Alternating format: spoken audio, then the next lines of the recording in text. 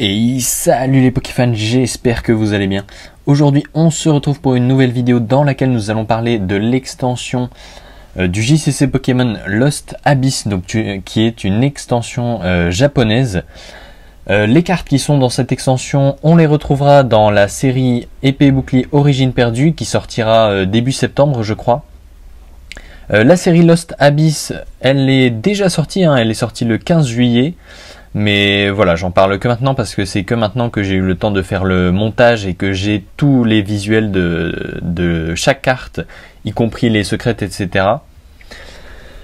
D'abord une petite présentation générale, donc voilà, vous avez déjà vu le titre et maintenant je vous montre les boosters. Juste à côté, à quoi ressemblent les displays et encore à côté, vous avez simplement le logo de la série, c'est donc la série S11. Les boosters sont très classe avec Giratina sur les boosters. Franchement ça fait vraiment très plaisir. Giratina est mon Pokémon légendaire préféré. Donc je trouve ces boosters très beaux. Et on va maintenant passer à la présentation du contenu de cette série.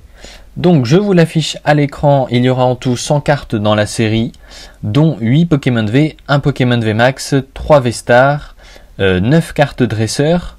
Et en plus de ça, on a 27 cartes secrètes, dont 12 Full Art, 4 Full Art alternatives, 8 Rainbow et 3 Gold. Et maintenant, nous allons passer à la présentation de toutes les cartes. Alors, je ne vais pas faire comme d'habitude. Je ne vais pas simplement vous faire une sorte de diaporama des cartes avec une musique en fond. Cette fois-ci, on va parler pour chaque carte. Enfin, il y a des fois, il n'y aura pas grand-chose à dire. Mais on va donc commencer ici avec les 3 premières cartes qui sont donc Mimitos, Aéromite et Tournegrain je crois. Je ne suis même pas sûr de ce que je dis. Voilà, rien de spécial sur ces cartes. Ensuite on passe à Eliatron que je suis content de voir parce que c'est un Pokémon qu'on ne voit pas souvent je trouve dans le JCC. Tournegrain non plus forcément, ils vont ensemble. Ensuite on a un petit Grénipio et son évolution qui est Pifeuille. Voilà, rien de spécial ici non plus. Ensuite vous avez Tangalis qui est une holographique et comme vous pouvez le voir c'est la première carte qu'on verra avec ses motifs autour de l'illustration. On en a déjà parlé dans la précédente vidéo, pas la précédente, on a parlé dans une ancienne vidéo dans laquelle on parlait de Origine Perdue. On avait parlé de ces petits motifs autour qui sont probablement reliés à la zone perdue. Il y aura un retour de la zone perdue avec ces nouvelles séries. La zone perdue, pour ceux qui ne savent pas, c'est simplement comme une pile de défausse dans le jeu de cartes. Sauf que vous ne pouvez absolument pas récupérer les cartes que vous avez dans la zone perdue. Dans la pile de défausse, ça peut arriver que vous ayez par exemple une carte dresseur qui vous permet de récupérer certains Pokémon que vous avez dû placer dans la pile de défausse. Mais la zone perdue, c'est complètement impossible. Par contre, ça peut activer des effets d'attaque de Pokémon. Certaines cartes ont des attaques qui dépendent par exemple du nombre de cartes présentes dans la zone perdue. En tout cas, c'est comme ça que ça se passait pour l'extension Tonnerre Perdu du bloc Soleil et Lune. C'est là qu'on a vu pour la première fois la zone perdue, si je me souviens bien. Et c'est comme ça que ça fonctionnait. Donc je pense que ce sera à peu près pareil. Juste à côté, donc vous avez Trompignon et Golé, rien de spécial ici. Ensuite, on a Fermite Brocellum, qui est une très belle carte, je trouve, et son évolution qui sera holographique, qui est Décéliande. Après, vous avez Goupix, Fenard et Goupix, je trouve qu'on les a beaucoup eu dans le bloc Épée et Bouclier, dans les séries du bloc Épée et Bouclier. Fenard, déjà, on en a eu 2 différents dans Point de Fusion, on en a eu un dans Épée et Bouclier de base, je crois qu'on en a eu un autre dans Clash des Rebelles. Enfin, je trouve vraiment qu'on en a eu beaucoup. Et puis vous avez le petit Limagma. Ensuite Volcaropod qui est donc l'évolution de Limagma qu'on a vu juste avant, qui a les motifs qui sont sûrement reliés à la zone perdue. Rien n'est officiel, je n'ai pas encore eu l'info officielle comme quoi ces motifs là sont reliés à la zone perdue, mais je ne vois que ce lien là en fait. Vous avez également Goupelin qui a aussi ses motifs, Goupelin V qui est la première ultra rare donc de cette série. Qui a donc aussi ses motifs. et un petit Brésillon. Ensuite, on a Flambusard, qui est une simple rare, hein, je crois. Non, ce n'est pas une holographique. Otaria et Lamentine, ici rien de spécial à signaler.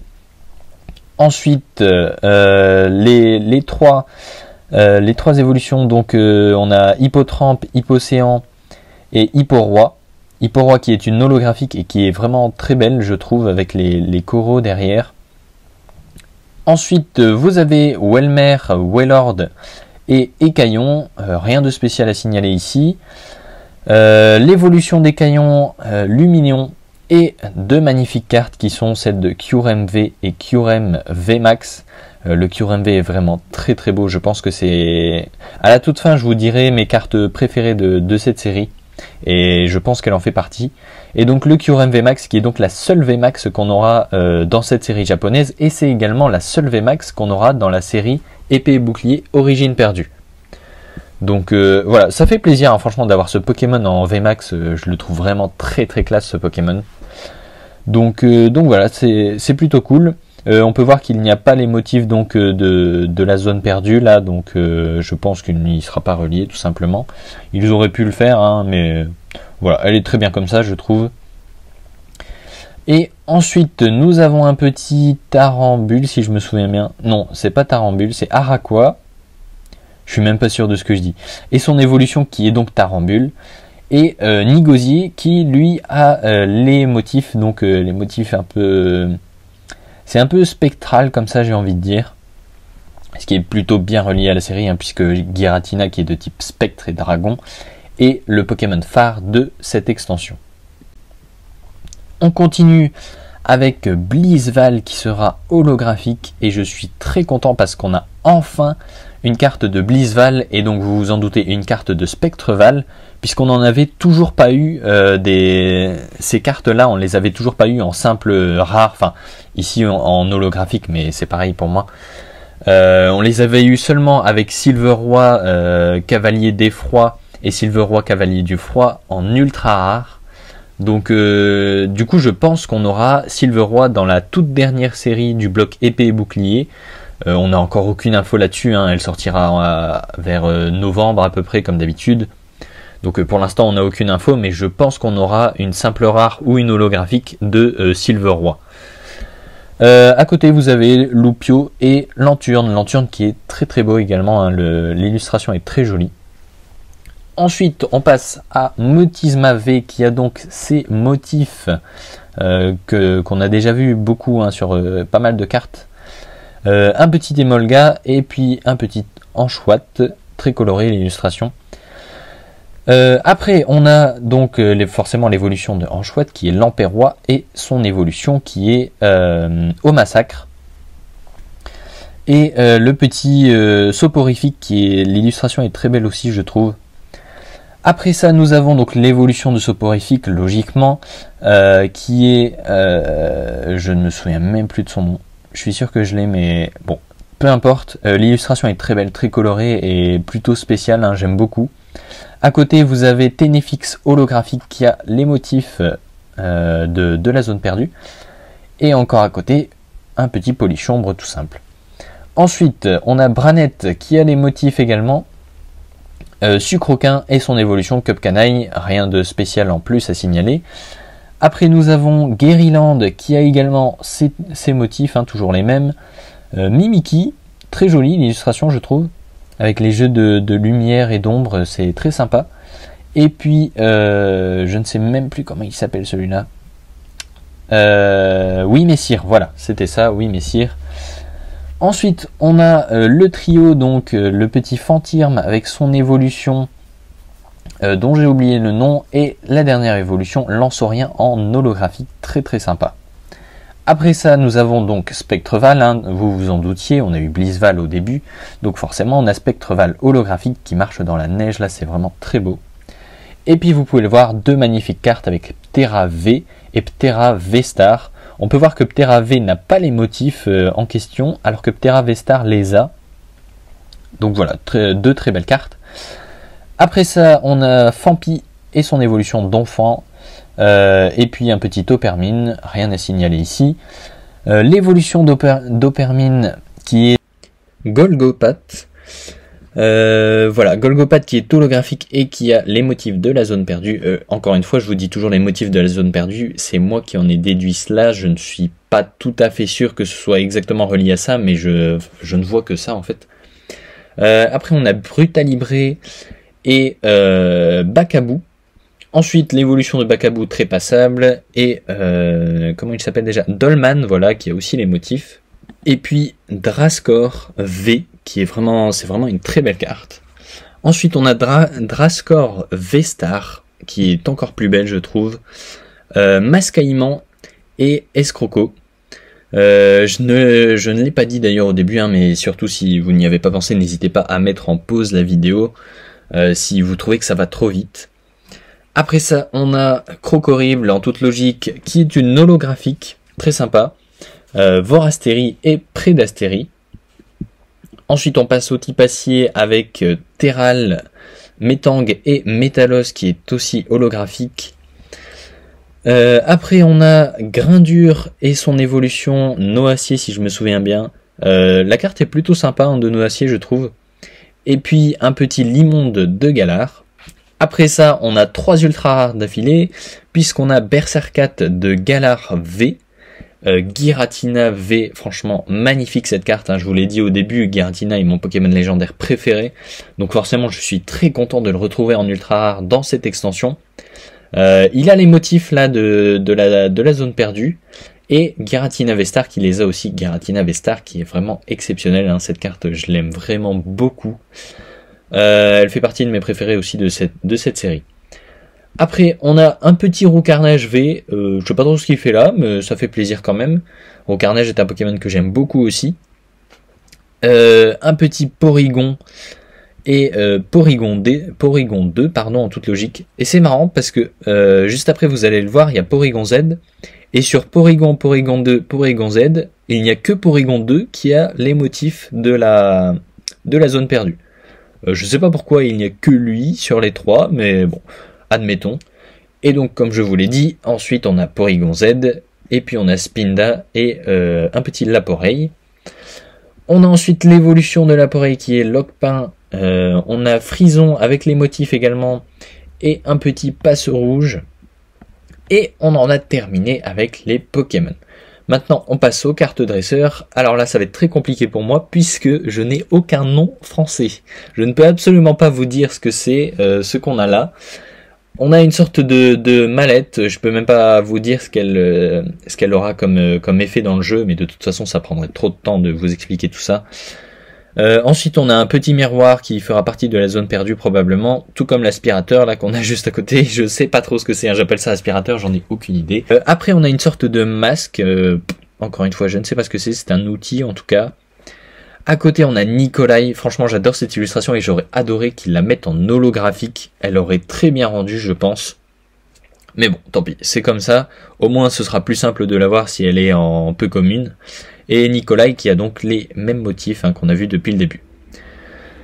Après on a donc je pense que ça s'appellera simplement la demoiselle ou quelque chose comme ça. À côté, je ne me souviens plus de son nom, je sais que, je crois que je le connais mais... j'en ai aucune idée, je me souviens plus du tout. Ensuite on a, j'ai toujours envie de dire Astera, mais ce n'est pas elle, puisque c'est la championne, Astera c'est une championne dans XY, alors qu'ici c'est la championne de type spectre dans Diamant, Perle et Platine. Et j'arrive pas du tout à me souvenir de son nom, ce qui est sûr c'est qu'elle a les mêmes motifs également. Et ensuite, dernière carte dresseur, on a un stade. D'ailleurs, c'est le seul dans cette série. Voilà, il a également les motifs. Et enfin, du coup, on a l'énergie, une énergie spéciale. Je peux pas vous dire laquelle c'est non plus. Et on en a terminé pour les cartes, on va dire, des 100 premières cartes de cette série. On passe maintenant aux secrètes. Alors dans les séries japonaises, pour ceux qui ne savent pas, les secrètes comprennent les full art alternatives, alors que dans les séries françaises ou européennes du moins, enfin même occidentales hein, je crois tout simplement, on a les full art sont comprises dans la série et les secrètes ce sont uniquement des rainbow et des gold. Ici donc on commence avec Goupelin V full art. On va pas trop s'attarder sur les full art normales. Et Kyurem V. Ensuite on a Motisma V et Motisma V alternative qui est très sympa. On peut voir tous les appareils que Motisma peut posséder. Après ça on a Ptera V. Et maintenant vous voyez une magnifique carte de Ptera V alternative. Franchement elle fait partie de mes cartes préférées aussi celle-ci, puisqu'on a une illustration avec tous les Pokémon dinosaures, enfin tous les Pokémon fossiles derrière. C'est pas vraiment tous les Pokémon fossiles puisqu'on a Tropius. Mais voilà, ça fait plaisir d'avoir un paysage comme ça avec tous les Pokémon dinosaures, je trouve ça super classe.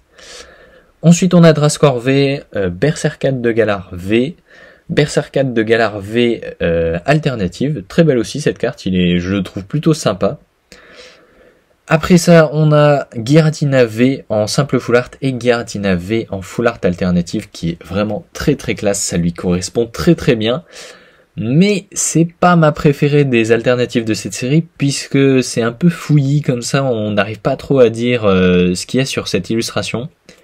C'est aussi ça hein, qui fait Giratina, hein, puisque il fait partie du monde Distorsion, il est comment dire, c'est un peu le rebut du trio, hein, vous savez, Arceus, j'allais dire Diamant, mais non, c'est Dialga et Palkia, donc voilà. Ça lui correspond bien, mais c'est pas la plus belle, je trouve. Et enfin, on a logiquement le petit, j'ai toujours envie de dire Pidgeot, mais non, ça c'est le nom anglais, le petit Roucarnage V Full Art. Maintenant, pour les dresseurs, on a donc Nikolai, très classe, un peu sombre comme ça, comme carte. Je trouve ça très stylé. La demoiselle juste à côté, je l'appelle toujours comme ça, mais peut-être que c'est pas son nom. À côté, le garçon dont je ne connais pas le nom non plus. Et la dresseuse dont je ne connais pas le nom non plus, la championne d'arène de type spectre de Sinnoh. J'avoue que les dresseurs, j'ai un peu de mal à retenir leur nom. Hein. Les Pokémon, ça passe encore, mais les dresseurs, c'est plutôt compliqué. Et maintenant, on passe au Rainbow et au Gold. On a tout simplement les cartes VMAX et V-Star, hein, comme d'habitude. Et on a également les dresseurs. Donc d'abord Kyurem VMAX, Ptera V-Star, Drascore V-Star, voilà, Giratina V-Star. Pour les dresseurs, bah, ce sont tout simplement celles qu'on a vues dans les full art. Donc Nikolai, la demoiselle, le garçon et la championne, dont je ne me souviens plus les noms. Et pour les gold, on en aura 3. D'abord Giratina V-Star, ensuite l'aspirateur à main, voilà, on va l'appeler comme ça. Et enfin la toute dernière, qui est une carte stade différente de celle qu'on a dans les simples dresseurs. Je ne peux pas vous dire comment elle s'appelle, mais ce sont des sortes de ruines, j'ai l'impression. Et plutôt, je la trouve très belle cette carte. Elle est plutôt cool. Voilà. Maintenant, on en a terminé avec ça. Ça a duré pas mal de temps, hein, je sais, mais je trouve que c'est un peu mieux de faire de cette manière-là. Et je vais désormais pouvoir vous présenter les cartes que je préfère dans cette extension. Pour ce qui est des communes, ma préférée, c'est le petit Brocellum. Je vous l'affiche juste là. Parce que je trouve que les cartes sur lesquelles on voit la ville derrière, je les trouve vraiment très belles. Et puis celle-ci, je sais pas pourquoi, mais l'illustration, je la trouve super classe. La façon de dessiner comme ça, enfin, je sais absolument pas comment l'expliquer, hein, je n'ai pas les termes exacts. Mais voilà, je la trouve vraiment très belle. Niveau des holographiques, j'ai pas vraiment de préférence. Je trouve que celle de Hipporoi qu'on a vue tout à l'heure est plutôt belle.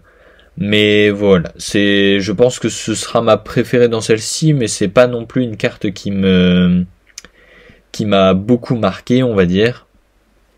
Pour les cartes V, ma préférée, je vous l'ai dit tout à l'heure, c'est Kyurem V, voilà, que je vous ai affiché ici.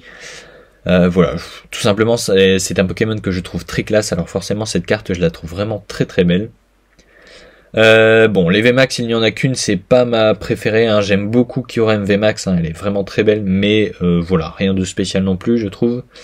Pour les V-Star, bon bah c'est forcément Giratina V-Star, puisque c'est mon Pokémon légendaire préféré, je pense que je l'ai assez répété dans cette vidéo. Voilà, très très classe, j'ai rien à dire de plus. Niveau full art, j'ai choisi une alternative tout simplement, hein, j'en ai beaucoup parlé, c'est Ptera V alternative avec le paysage des Pokémon dinosaures derrière, elle est vraiment très très belle. Dans les Rainbow, je trouve qu'il n'y a rien de spécial pour les Rainbow, hein, on commence à connaître et puis c'est toujours un peu la même chose. Si je devais en choisir une, je pense que je prendrais le Kyurem VMAX du coup. Mais voilà. J'ai pas parlé des dresseurs, d'ailleurs je vous l'ai mise mais je vous en ai pas parlé, ma préférée c'est le Nikolai que j'aurais adoré avoir en holographique, mais bon, on peut pas tout avoir. Donc elle est déjà très belle comme ça. Et pour les gold, franchement ça peut paraître étonnant parce que j'aurais peut-être dû choisir le Gardina, mais je préfère la carte stade parce que je la trouve très belle. Un paysage comme ça de ruines avec un contour doré, je trouve que ça va très bien ensemble. Donc voilà, c'est celle-ci que j'ai choisie. C'est maintenant la fin de cette vidéo, j'espère que ça n'a pas été trop long pour vous, enfin ça a forcément été plus long que si ça avait été un simple diaporama avec une musique derrière, mais je trouve ça plus sympa quand même de faire dans ce format-là, parce que je peux vous expliquer des choses, vous donner mon avis, etc. Et d'ailleurs, en parlant d'avis, n'hésitez pas à me donner le vôtre dans les commentaires, hein. N'hésitez pas à me dire ce que vous pensez de cette extension japonaise. N'hésitez pas à me dire si vous êtes hypé par la série Épée et Bouclier Origine Perdue qui sortira donc début septembre. On refera une vidéo dessus quand quand j'aurai tous les visuels de tous les items de la série.